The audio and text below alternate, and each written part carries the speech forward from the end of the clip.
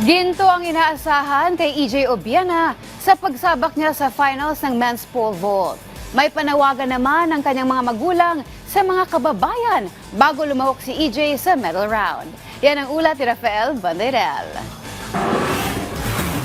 Meron ng 2 ginto ang Pilipinas sa nagpapatuloy na 2024 Paris Olympics.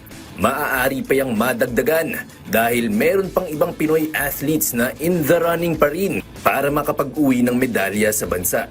Isa na dyan ang world number 2 pole vaulter at pambato ng Pilipinas sa Olimpiada na si EJ Obiena. Pumasok si Obiena sa finals ng men's pole vault matapos i-clear ang 5.75 meters sa qualifying round nitong Sabado. Pero bago yan, pinakabumuna ni EJ ang buong bayan dahil sa magkasunod na errors sa kanyang opening jump.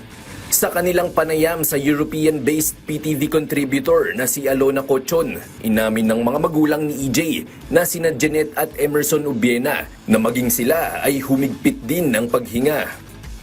Ito puso namin. Pero nakuha niya sa third attempt, so ito only proves na kaya niyang i-handle yung pressure. So, good luck sa final, CJ.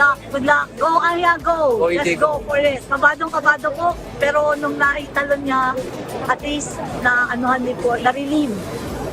Pinakita rin po naman niya na kaya niya. Yeah, huminto ang puso ko. Yes. Kasama ang buong pamilya, right? Yeah. So, nung na-clear niya yung 570, okay na. Okay na ulit.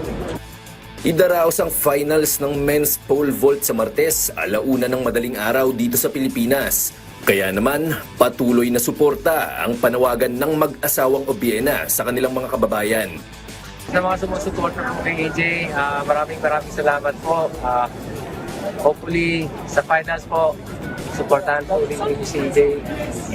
Let's hope for the best. Thank you for the support sa mga nagbigay ko ng support kay EJ for this qualifying and hoping to continue to support EJ for the finals. Let's go EJ for the finals. Kung magtatagumpay si Obiena sa kanyang misyon, papalo na sa 5 ang bilang ng mga medalya ng Pilipinas sa Paris Olympics, bagamat hindi pa opisyal ang 2 rito. Yan ay dahil sigurado na ring makapag-uuwi ng parangal ang boxers na sina Ira Villegas at Nesty Petesio matapos nilang umabante sa semifinals ng women's 50 kg at 57 kg boxing. Rafael Banderel para sa Pambansang TV sa Bagong Pilipinas.